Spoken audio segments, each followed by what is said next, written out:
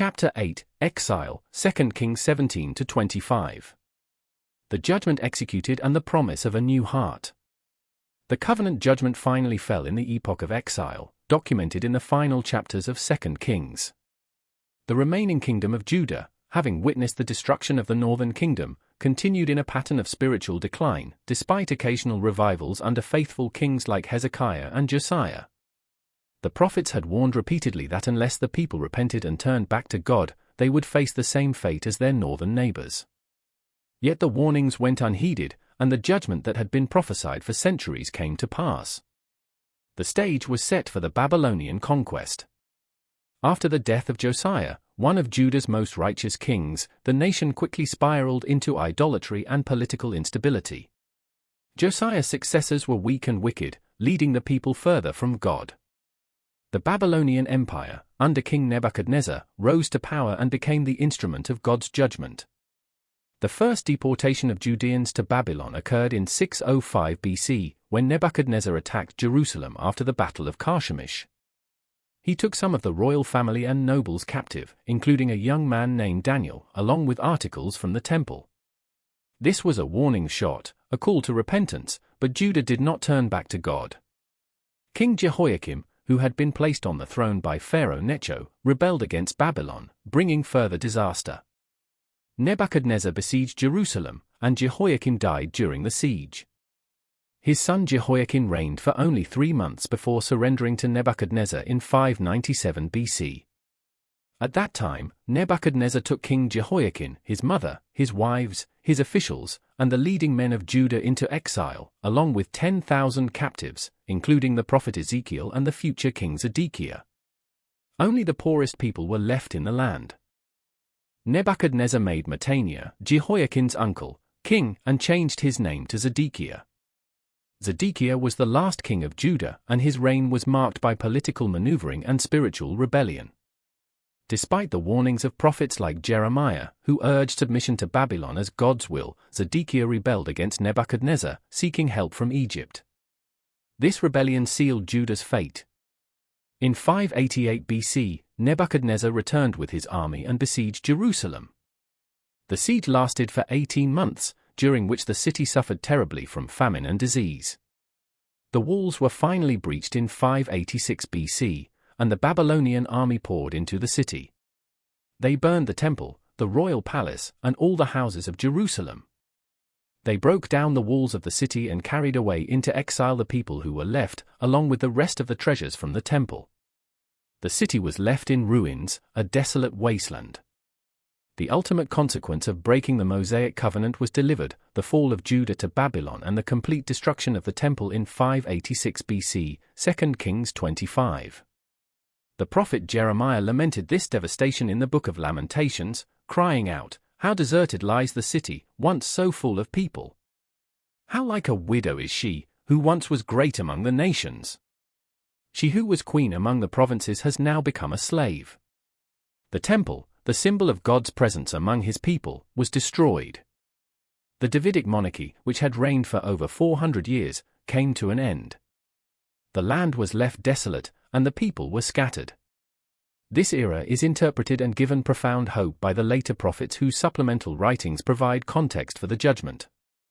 Jeremiah, in his sorrowful Book of Lamentations, mourned the destruction, but also expressed hope in God's faithfulness. Because of the Lord's great love we are not consumed, for his compassions never fail. They are new every morning. Great is your faithfulness. Jeremiah also prophesied the duration of the captivity, 70 years, after which God would restore his people to the land.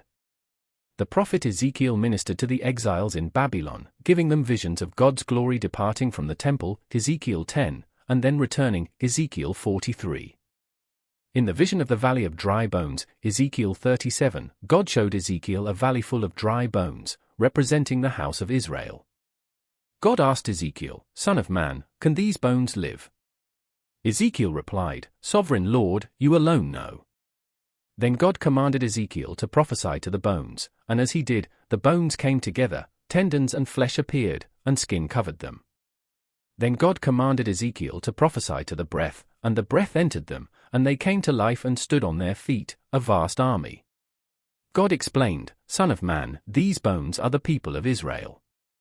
They say, 'Our bones are dried up and our hope is gone, we are cut off.' Therefore prophesy and say to them, 'This is what the sovereign Lord says, My people, I am going to open your graves and bring you up from them, I will bring you back to the land of Israel.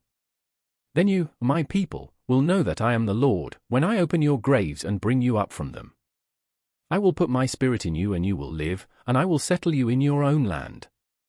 Then you will know that I the Lord have spoken, and I have done it, declares the Lord."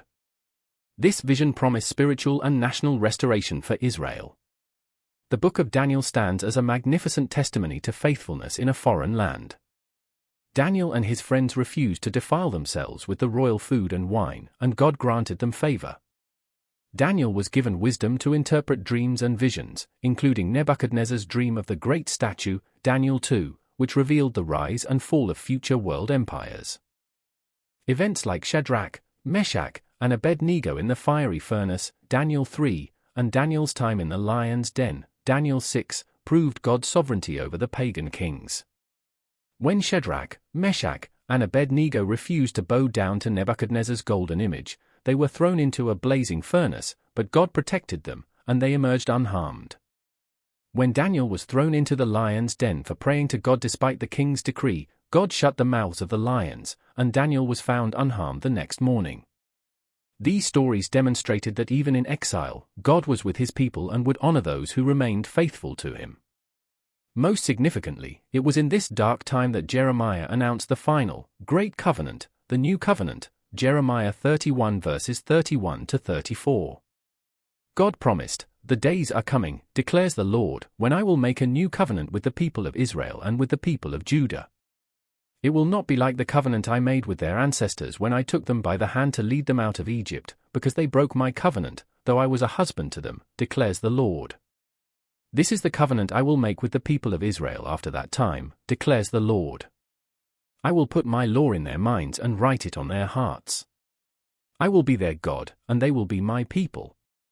No longer will they teach their neighbor, or say to one another, 'Know the Lord,' because they will all know me, from the least of them to the greatest, declares the Lord. For I will forgive their wickedness and will remember their sins no more." This new covenant was the solution to the inherent flaw of the Mosaic covenant. The Mosaic covenant was conditional, based on the people's obedience, which they could not maintain. The new covenant would be unconditional, based on God's promise to forgive sins and transform hearts. It would not be written on tablets of stone but on the heart, resulting in complete forgiveness of sins and intimate, universal knowledge of God. This covenant would be fulfilled in Jesus Christ, whose blood would establish the new covenant, as he declared at the Last Supper, "This cup is the new covenant in my blood, which is poured out for you," Luke 22 verse 20. Thus, even in the midst of judgment, God was already laying the groundwork for redemption. The exile was not the end of the story but a necessary purification, a time of refinement that would prepare the people for the coming of the Messiah and the establishment of the new covenant.